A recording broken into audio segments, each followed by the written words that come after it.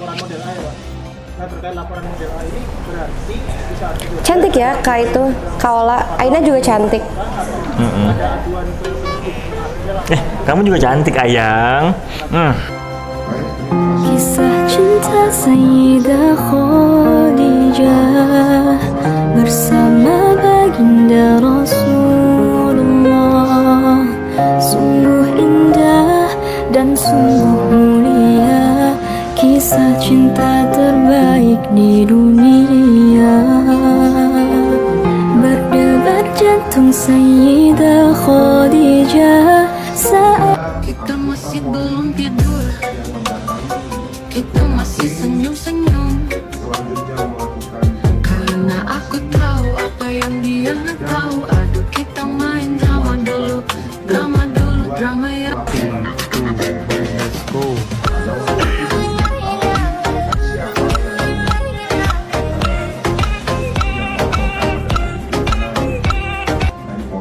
Beruntungnya aku dimiliki kamu.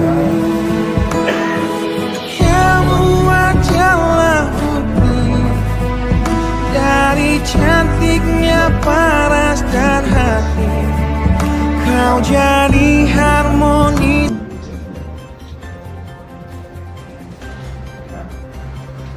Assalamualaikum warahmatullahi wabarakatuh.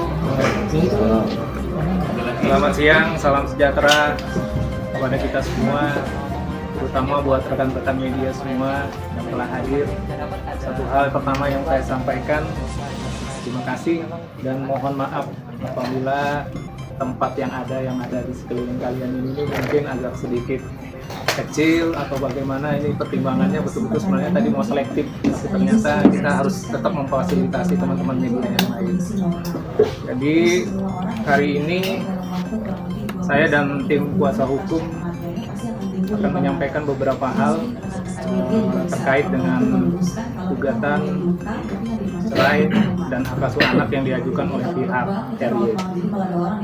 Sebelumnya perlu kami sampaikan bahwasanya saya dan kantor hukum DRK Law Firm ditunjuk dan diberikan kuasa dan mandat oleh Kementerian setelah menerima surat gugatan kemarin.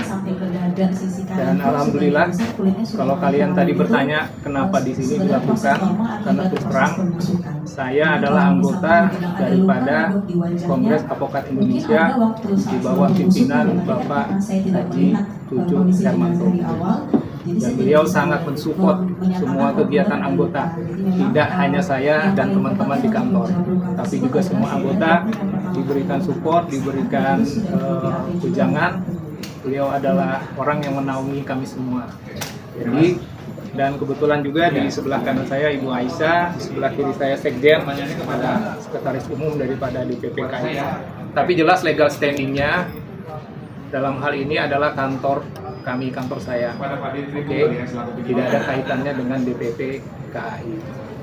Saya selalu meminta restu, meminta ujangan, karena memang kantor dan marwah kami ini adalah selalu ingin mendamaikan. Tidak aja masalah perceraian, tetapi masalah-masalah atau isu-isu lain. Ya, mungkin kalian sudah dengar di mana kami bisa mendamaikan saudara Denny, anggota kami, dengan Mahkamah Agung. Oke, belum lagi masalah yang lain. Tidak bisa saya sampaikan satu persatu. Tapi yang jelas semangatnya Pak Presiden menaruh harap agar ini bisa jadi pelajaran yang berharga buat kita, dan tentunya harapan kami yang duduk semua di sini ini adalah mendamaikan sahabat adik saya ini dengan keluarga daripada RY. Terus yang lain-lain ya, karena Tengku Rian ini adalah public figure, dan kebetulan sekali istrinya juga adalah public figure yang menjadi perhatian semua media. Jadi ada baiknya mungkin persoalan-persoalan yang menyangkut rumah tangga memang idealnya sih diselesaikan oleh pihak keluarga di internal sendiri. Tetapi terlepas terlepas daripada itu, tentu Rian selaku suami tentunya setelah berupaya, saya pastikan telah berupaya dan terus menerus coba berusaha untuk bisa berdamai, merangkul kembali, mengangkat kembali istri dan anaknya. Terlepas daripada itu, keluarga baik dari pihak RY maupun dari pihak Tengku Rian juga telah melakukan beberapa cara untuk coba menengahi, memediasi, dan memang pada saatnya akhirnya keputusan adalah mereka berdua. Dan kalian juga tahu bahwa gugatan yang diajukan adalah dari pihak RY. Dan fix kami diminta oleh klien kami Tengku Rian untuk bisa menghadapi persoalan ini dengan sebaik-baiknya, dengan usaha bagaimana caranya agar tetap bisa bertahan dan rujuk kembali. Pernyataan ini perlu kami sampaikan karena di luar sepertinya disampaikan bahwasanya klien kami tidak ada usaha, tidak apa. Karena usaha-usaha yang dilakukan oleh Tengku Rian tidak akan bisa kelihatan terus oleh kita gitu, ya. Jadi itu yang perlu digarisbawahi. Kemudian terkait dengan soal-soal lain, di beberapa media yang banyaknya istilahnya itu pendapat, kemudian komen, dan hal-hal lain yang terkait itu, kami menyikapinya dengan bijaksana. Dan itu merupakan semua nasihat. Dan kami juga tidak bisa istilahnya mengkanter semuanya. Karena biar bagaimanapun juga, Rian ini adalah sosok suami yang punya tanggung jawab terhadap istri dan anaknya. Dan ingat, usia perkawinan mereka itu baru 2 tahun. Sudah karunia anak yang alhamdulillah sehat walafiat, dan sampai sekarang dia tuh juga berusaha terus bagaimana caranya keluarga ini tetap utuh. Isu-isu di luaran yang sebagai itu ya nanti berkembang aja, silakan kalian tanyakan. Saya selaku kuasa hukum betul-betul fix akan memperjuangkan di meja pengadilan, tetapi di luar itu kami akan berusaha. Nah, ini pada kesempatan baik ini juga kami meminta, karena kami sudah datang, sudah tampil, mudah-mudahan dari pihak sebelah, apakah itu keluarga ataukah tim pengacara hukumnya juga dapat berkolaborasi dengan kami untuk tetap mengedepankan musyawarah dan mediasi sebelum tanggal 19 Februari akan datang. Jadi begitu ya rekan-rekan ya. Mungkin kita mulai aja tanya jawab ya, panjang lebar. Saya juga berterima kasih sekali lagi kepada Nisa, Ibrahim ya atas dukungannya. Jadi statement saya pertama tadi jelas ya, saya betul-betul difasilitasi, disupport, dan sekali lagi terima kasih. Mudah-mudahan ini bisa jadi jadi terus ya didukung oleh Pak Cucu untuk anggota-anggota lain nanti. Demikian mungkin untuk pembukaan ya, silakan ya, terima kasih. Oke Bang. Oh iya baik, jadi sampai dengan hari ini saya sebenarnya tetap mengusahakan Rian untuk datang, tetapi dengan pertimbangan karena bukan saya saja yang didengar, tetapi juga dari manajer, dari keluarga, dan kebetulan hari ini ada syuting di Cipanas. Jadi Rian menyampaikan, Mas Dedi tolong sampaikan sama teman-teman media, salam, dan kita ketemu tanggal 19 Februari di pengadilan ya. Tetapi sebelum tanggal 19 kita lihat perkembangan ya. Mudah-mudahan ada hal-hal yang memang patut kami harus sampaikan kepada teman-teman, pasti akan dilakukan. Oke, ya.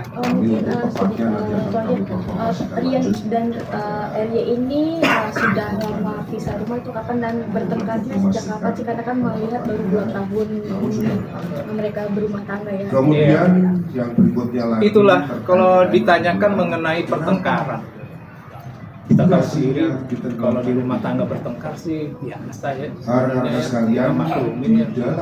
Saya sama teman-teman pengacara bertengkar udah biasa, habis itu baikan lagi. Jadi memang kalau umpamanya dibilang sudah lama bertengkarnya kapan, apa segala macam, ya kita nggak bisa menetapkan waktunya kapan. Tapi memang nggak pernah kelihatan mereka bertengkar secara benar-benar vulgar apa segala macam. Karena saya rasa saya tidak perlu menjelaskan sosoknya Rian itu seperti apa. Bukan laki-laki yang betul-betul emosian, temperamen, apa ya. Jadi dan satu hal lagi Mbak, kalau kapan meninggalkan rumah, ini memang salah satu upaya Rian sih, upaya Rian untuk bisa mengerem, biar bisa area juga lebih nyaman mungkin di rumah, jadi dia mengalah. Jadi tidak ada yang meninggalkan, tapi ini hanya pertimbangan, ya biasalah.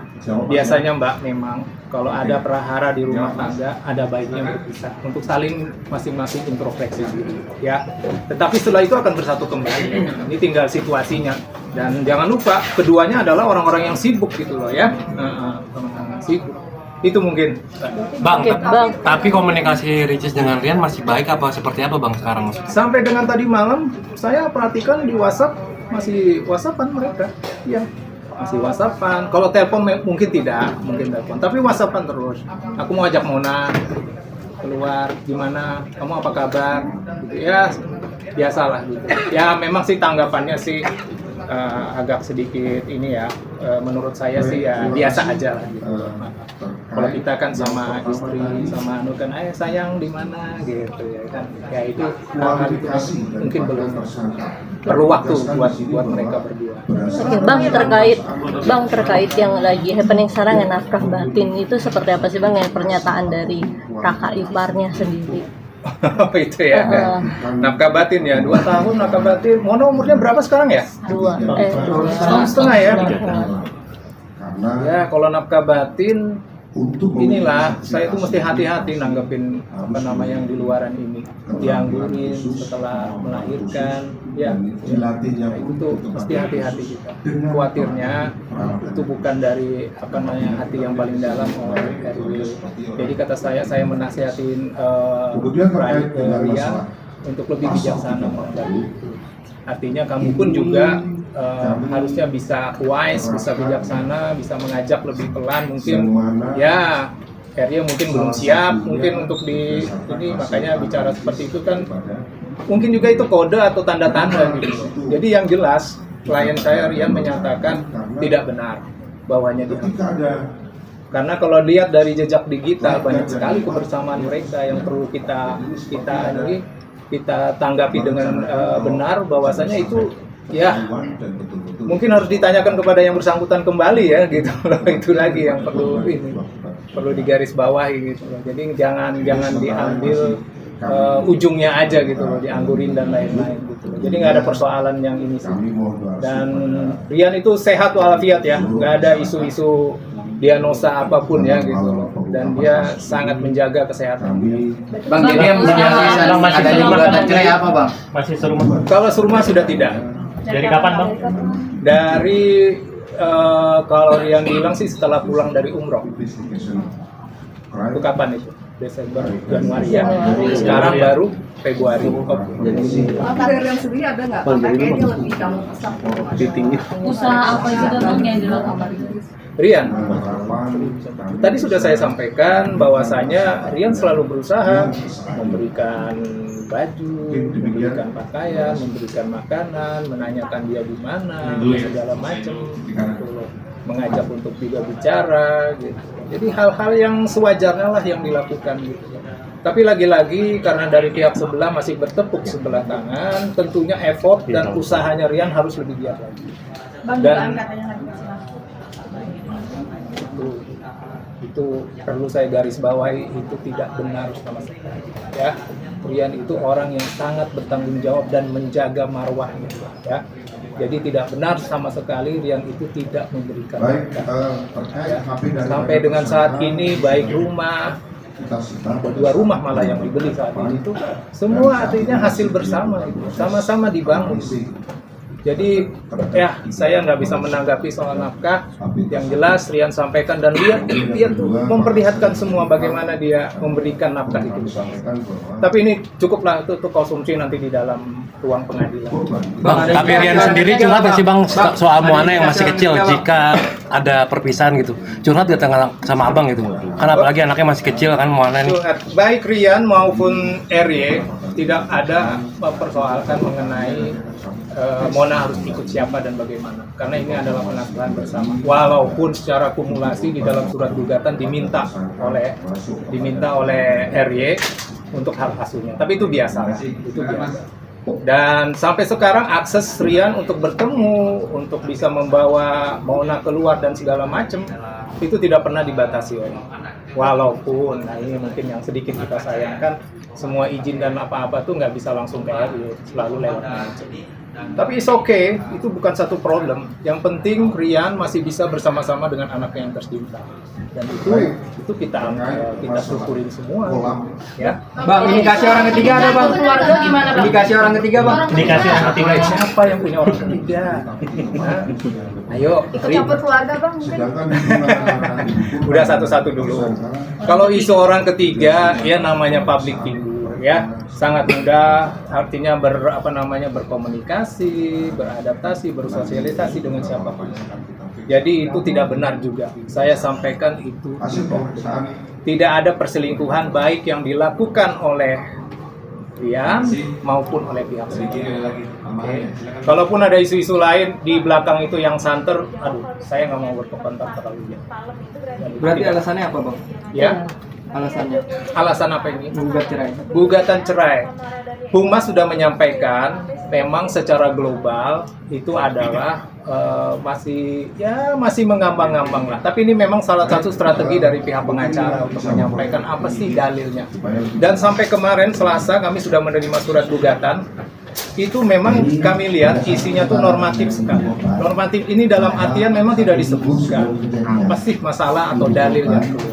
Dan kalian tahu kan bahwasanya dalil atau alasan bercerai itu kan sudah ada semuanya, tinggal mengacu pada situ. Dan untuk substansi daripada isi pengadilan mungkin bukan ranahnya di sini. Saya mengundang teman-teman sekalian dan tim hukum ini semangatnya adalah merujukkan mereka kembali.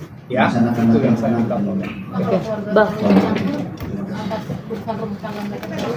Ya, itu juga jadi ini ya Mbak ya, jadi semua ya, jadi pembicaraan di luar ya. Tapi saya pastikan bahwa dan saya langsung berbicara dengan ayah Anda, ayah daripada Rian, dan beliau juga banyak bercerita bagaimana beliau menempatkan diri beliau. Dan seperti biasa, orang Aceh, orang yang sangat santun dan hormat, tahu adab ya. Jadi kalau umpamanya ada pemberitaan terlalu campur tangan urusan ini, sekali lagi saya sampaikan itu tidak benar ya. Dan itu mungkin akan jadi isu sentral nanti yang akan disampaikan oleh pihak sebelah di dalam ruang pengadilan. Tetapi saya berharap sih itu bukan hal yang perlu mereka sampaikan di sana. Karena kalaupun banyak berita di luar sana begini, ibunya begini, bapaknya begini, ya selayaknya orang tua lah. Ini mungkin ya perhatian karena kasih sayangnya lah kepada menantu gitu. Jadi tolong disikapi dengan bijak. Bang, kan Rian pastinya sudah bercerita banyak. Abang ngelihat dari rasa galau atau maksudnya seperti apa? Udah pasti Mbak, iya. Istri yang disayangin, anak yang dicintain, sekarang menggugat cerai, galaunya minta maaf. Nah, ampun. Saya pun juga hampir tiap malam ditelepon, minta tolong buat ngobrol semua. Tapi ya sudahlah, itu satu konsekuensi yang biasa. Dan Rian itu kan usianya berapa? Kalian tahu? Masih relatif muda kan? Ya kan, kalau bimbang, kalau galau, dan ini tidak ada pengalaman sama sekali menghadapi persoalan-persoalan hidup seperti ini. Lain seperti abang-abang saya di sebelah-sebelah ini jam terbangnya luar biasa semua gitu ya kan. Gitu. Nah, mungkin terakhir deh saya. Ya. Mungkin dari pihak saya memediasikan kepada pihak Pertanyaan bagus. Betul. Jadi sebelum tanggal 19 masuk di ruang pengadilan seperti biasa kalian tahu selalu akan dimintakan oleh majelis hakim, yuk mediasi dulu ya. Kami pun juga secara personal ini juga akan melakukan upaya mediasi. Dan tadi di awal saya sampaikan bahwanya Pak Cucu secara pribadi juga menawarkan diri. Mas Didi, oh ya itu dipertemukan. Kita ini kan terkenal organisasi kita ini mendamaikan semua yang lagi ya. Jadi mudah-mudahan dengan dukungan Isa ini gini-gini mediator ya. Iya, ini Pak Hukum luar biasa ini dulu ya. Jadi inilah salah satu bentuk usaha kami gitu loh untuk mempertemukan. Mudah-mudahan gayung bersambut karena biar bagaimanapun kami juga punya etika, punya elegan. Kalau kami sudah menawarkan, kemudian sambutannya dari pihak sebelah mungkin agak sedikit berbeda, ya kami bisa memaklumin gitu loh. Karena masih ada wilayahnya nanti di pengadilan kan. Nah, Bang udah sempat ngobrol mungkin sama lawyer sama pihak sebelah. Sudah ada dipilih. Sama lawyer. Sesama. Kalau nama kami ngetahuin ya. Tapi kalau nggak salah, ini tim daripada Desta sama Natasha dulu kan. Iya. Gitu. Jadi kami sampai sekarang ini, dan tolong dibantu ya teman-teman wartawan kalau punya nomor telepon atau apanya bisa diberikan kepada kami. Karena memang sampai hari ini kami hanya tahu nama dan belum menghubungi secara personal. Bang, Rian sendiri untuk keluarga besar Ricis ini, apakah Rian mendapat mungkin dicuekin sama kakak-kakaknya Ricis, atau justru malah sebaliknya mereka keluarga Ricis mendamaikan antara dua belah pihak? Oh iya, itu udah pasti. Keluarga Ricis itu keluarga yang sangat mengerti soal agama, dan itu memang faktanya Mbak OSD itu melakukan gitu. Beliau menjembatani, ya, mempertemukan, mencari solusi dan segala macam, dan itu kita nggak pungkirin dan sangat kita hargai dan terima kasih lah atas yang dilakukan oleh saudara ya, berarti ya OSD itu berarti kakak ya, kakak langsung gitu. Nah, mungkin kemarin umroh kemarin Rian sama Ricis mungkin berdoa agar bisa guyup gitu kan, dan akhirnya terjadi gugatan veteran ini, mungkin seperti apa sih? Kalau lihat ceritanya sih, ya memang tujuan daripada pergi ke Mekah itu kan dalam rangka itu, biar mereka juga bisa mendekatkan dan mendapatkan jawaban yang ini. Soal mereka kembali akhirnya dari pihak sebelah untuk memutuskan, walau kita nggak bisa prediksi. Dan ingat, sampai sekarang Rian adalah suami sahnya Ria Ricis. Oke. Mungkin mengulas sedikit nih, waktu mereka gitu kan ada perjanjian pranikah gitu kan, mungkin ada pelanggaran nggak sih sama perjanjian pranikah? Itu dia Mbak, tolong bantu saya ya kalau ada pranikah. Soalnya pemahaman kami di sini pranikah tuh harus tertulis, notarial, apa segala macem ya. Kalau kalian punya lembaran itu, tapi rasanya nggak perlu. Karena kami kuasa hukum ini memastikan bahwasannya tidak ada perjanjian pranikah. Oke, nah, jadi jangan di anu ya. Kalau pranikahnya janjinya akan pulang ke kampung apa segala macam, itu semuanya lisan disampaikan. Oke. Bang, mungkin terakhir, ada kekecewaan nggak sih Bang mungkin dari Rian karena masalah rumah tangga yang tadi, masalah nafkah batin itu tersebar gitu? Ada kan oleh kakaknya sendiri, bisa dibilang kan ini kan kakak iparnya sendiri. Rian ada cerita kecewa atau gimana sih Bang ke Abang pribadi? Saya sangat respect dan menghormati pendapat dari kakak iparnya Rian ya. Siapa ini namanya, OP ya kalau nggak salah ya. Tapi lagi-lagi saya nggak mau terlalu ini. Yang jelas kami aja pengacara dan kami pasti akan berusaha mendamaikan. Dan kami mengharapkan orang-orang di ring satunya Rian dan RY ini mestinya melakukan hal yang lebih lagi untuk mendamaikan mereka. Ini kakak ipar langsung loh ya.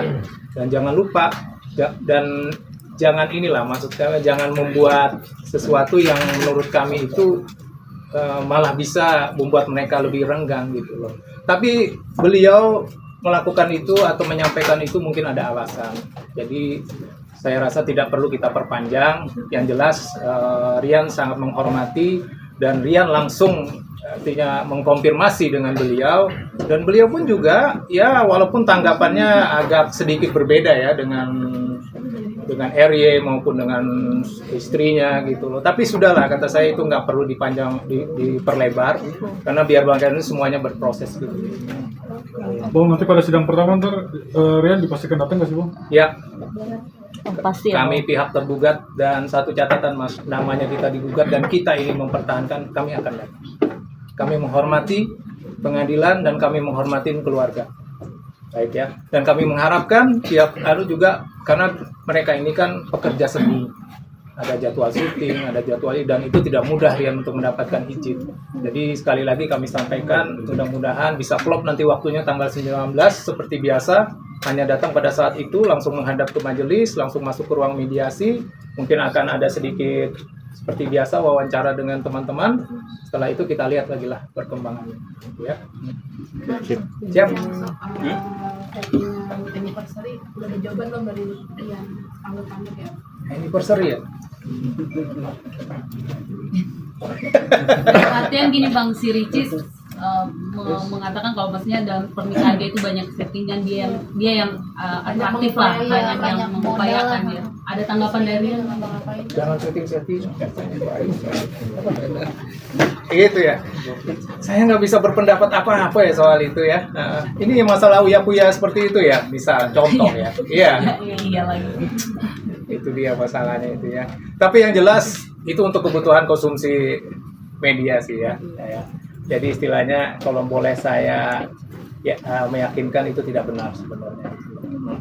Bang kan tadi katanya Rian ingin mempertahankan rumah tangganya ya, sementara udah bisa rumah gitu. Usaha apa aja sih yang dilakuin Rian supaya sebelum akhirnya masuk ke ruang sidang tuh bisa duduk lagi gitu? Mau kembali ke rumah Mas, tapi rumahnya kuncinya nggak ada. Jangan dia harus piakan kuncinya betul-betul nggak ada, jangan ya. Jadi mesti pintar. Rian itu masih bisa masuk, masih bisa jemput Mona. Itu artinya apa?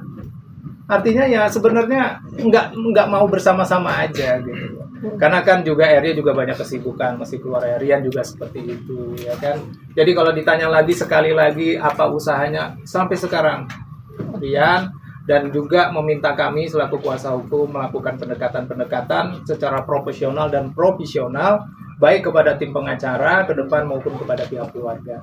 Tapi pelan-pelan ya Mbak ya. Ini persoalan-persoalan ini mesti dengan hati Mbak melakukannya ya. Nggak boleh gerasa gerusuk. Oke? Mas bisa bertemu Mona itu seminggu berapa kali? Setiap hari. Setiap hari ya. Berarti udah nggak menerapkan yang sistem 4 hari itu ya Bang? Kan dulu pernah tuh Bang. Saya baru dengar dari 4 hari. Ada dengar nggak teman-teman? 7 hari kan? 7 hari. Oh 7 hari. Nggak dengar. Ya maaf. Saya nggak bisa tanggapin yang 4 hari. Bang, ini baru banget. Ricis masih terus ditransfer ya? Masih dong ya. Saya nggak mau kasih tahu jumlahnya lah, tapi bukti transfernya ada dengan saya. Lihat dong Bang. Ya. Oke, Bang ini. Nggak boleh itu, nggak boleh. Tapi yang jelas saya pastikan nggak ada tuh yang tidak memberikan nafkah ya. Si Ricisnya kurang nggak Bang kalau bilang? Nah itu dia Pak. Kita ini relatif kalau soal-soal begini dan sensitif gitu. Tapi alhamdulillah insya Allah cukup lah ya, cukup sekali insya Allah. Kerjaan Rian sendiri Bang mungkin sekarang selain public figure apa lagi? Tunggu tanggal mainnya ya, film dia sebentar lagi keluar. Ya, oke, doakan. Pembuktian kalau dia nggak jadi yang dibilang 12. Oh jobless. Tentunya kita semua ingin mengucapkan selamat atas pernikahan dari Derajat Jumantara dan juga Feby Rastanti. Dan semoga selalu bahagia, langgeng, dan diberikan rejeki yang melimpah hingga akhir maut memisahkan. Dan sang suami pun berhasil mengucapkan ijab kabul dalam satu tarikan nafas. Dan setelah itu juga pemirsa ada yang menarik dari pernikahan Feby Rastanti. Karena Rizky Nasar datang bersama Cut Siva dan tentunya ini mendapatkan support positif dari netizen. Selanjutnya pemirsa, bagaimanakah berita terhot dan juga terupdate dari artis Indonesia lainnya yang akan dirangkum di segmen Hot Kiss Update. Jangan pindahkan channel Anda, Liza akan kembali setelah yang satu ini.